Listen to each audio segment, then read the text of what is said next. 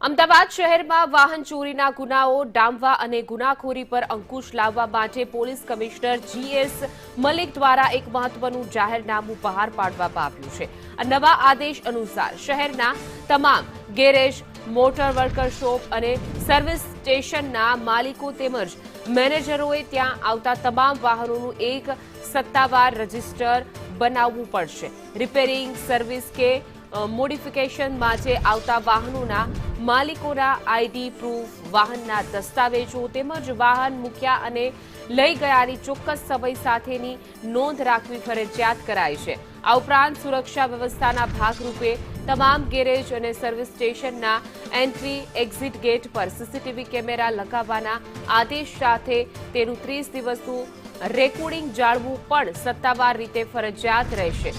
Police પ્રશાસન દ્વારા લેવાયેલા આ કડક પગલાંમાંથી વાહનોની ગેરકાયદેસર હેરફેર અટકાવવામાં અને ગુનેગારોને ઝડપી પાડવા માટે મોટી મદદ મળશે।